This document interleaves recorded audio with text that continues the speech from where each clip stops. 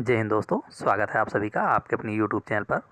दोस्तों, आज के इस वीडियो में हम लोग हिंदी के मोस्ट इम्पॉर्टेंट क्वेश्चन को डिस्कस करेंगे, जो कि आपके आगामी लगभग सभी भर्ती परीक्षाएं जिसमें हिंदी से संबंधित क्वेश्चन पूछे जाते हैं, उन सारे एग्जाम्स के लिए सभी क्वेश्चन बहुत ही इंपॉर्टेंट हैं। चलिए शुरू करेंगे इस वीडियो को। क्वेश्चन है, इनमें से कौन सी रचना फणीश्वर नाथ रेणु की है? यहाँ पर ऑप्शन सी राइट हो जाएगा, मैला आंचल। ये रचना फणीश्वर नाथ रेणु की है। बात करें स्मृति की रेखाएं, अतीत के चलचित्र और मेरा परिवार, ये तीनों रचनाएं महादेवी वर्मा जी की हैं। अगला क्वेश्चन, ग्रीस शब्द में कौन सी संधि है? बात करें ग्रीस शब्द में संधि की तो ऑप्शन सी राइट हो जाएगा, दीर्घ संधि। ग्रीस का अगर संधि विच्छेद करें तो गिर धन ईस, इस प्रकार इसका संधि विच्छेद होगा। बात करेंगे इसमें संधि की तो इसमें दीर्घ संधि हो जाएगी। संधि तीन प्रकार की होती है, स्वर संधि, व्यंजन संधि और विसर्ग संधि, जिसमें स्वर संधि के भी 5 भेद होते हैं। कौन कौन से? दीर्घ संधि, वृद्ध संधि, यण संधि, गुण संधि और अयादि संधि। जिसमें बात हो रही ग्रीस की तो इसमें दीर्घ संधि हो जाएगा, जो कि स्वर संधि का एक भेद है। अगला क्वेश्चन,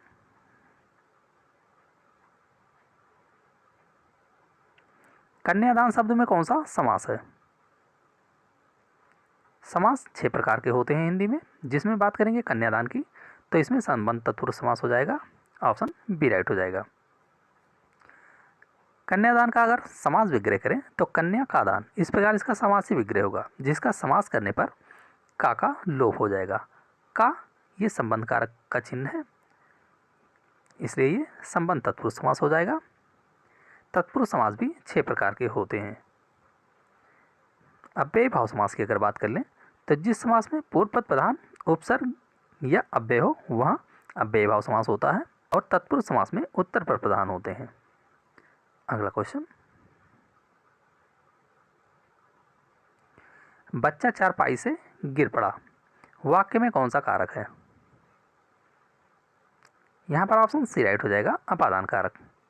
जब पृथकता को दिखाने के लिए से का प्रयोग किया जाता है, यानी बच्चा चारपाई से गिर पड़ा, तो वहाँ अपादान कारक होता है। और यहीं जब से का प्रयोग साधन के रूप में किया जाता है तो वहाँ पर कर्ण कारक होता है।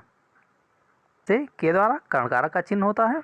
अधिकरण की अगर बात कर लें, में, पर, भीतर, इस प्रकार के कारक चिन्ह अधिकरण कारक के चिन्ह है। के लिए संप्रदान कारक का चिन्ह है। अगला क्वेश्चन,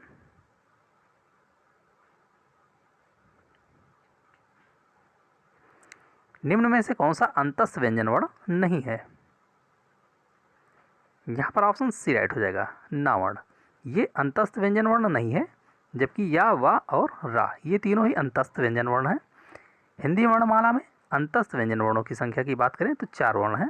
कौन कौन से? या, रा, ला और वा, ये 4 अंतस्थ व्यंजन वर्ण हैं।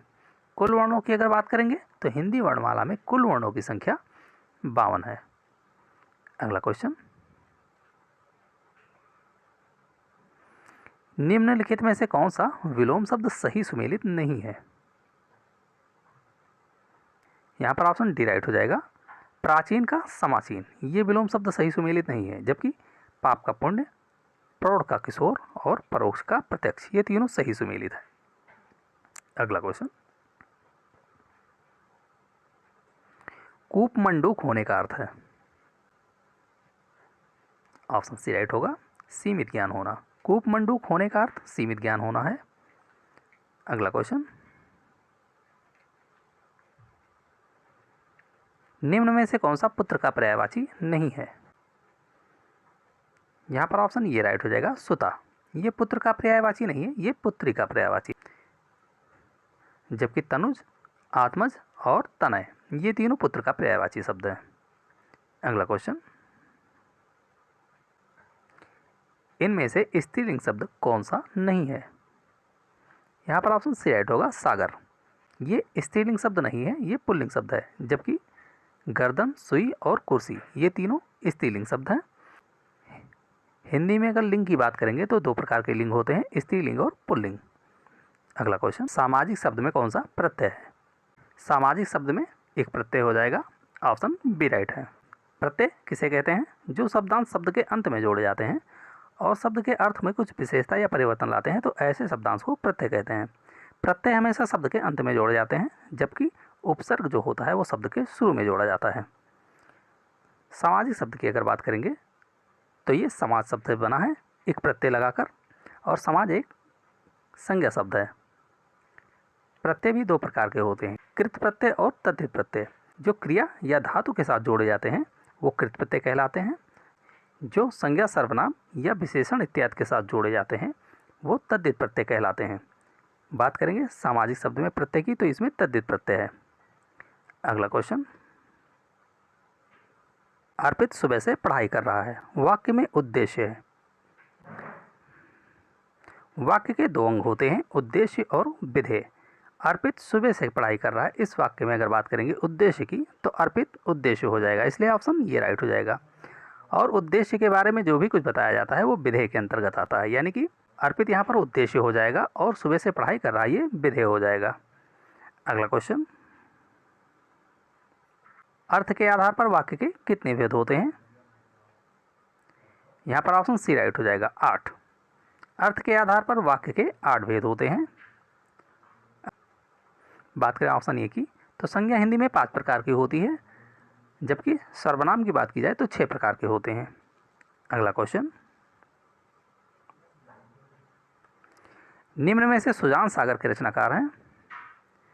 सुजान सागर ये घनानंद की रचना है, ऑप्शन सी राइट हो जाएगा।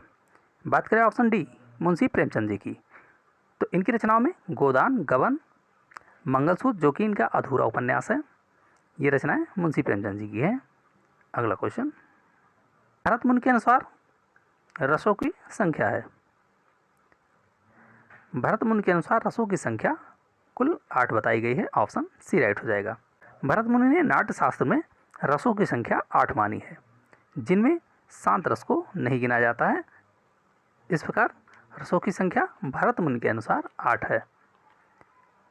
तो दोस्तों ये वीडियो कैसा लगा इसे कमेंट बॉक्स में ज़रूर बताएं। अगर वीडियो पसंद आया हो तो वीडियो को लाइक करें, शेयर करें और चैनल को जरूर सब्सक्राइब करें। धन्यवाद।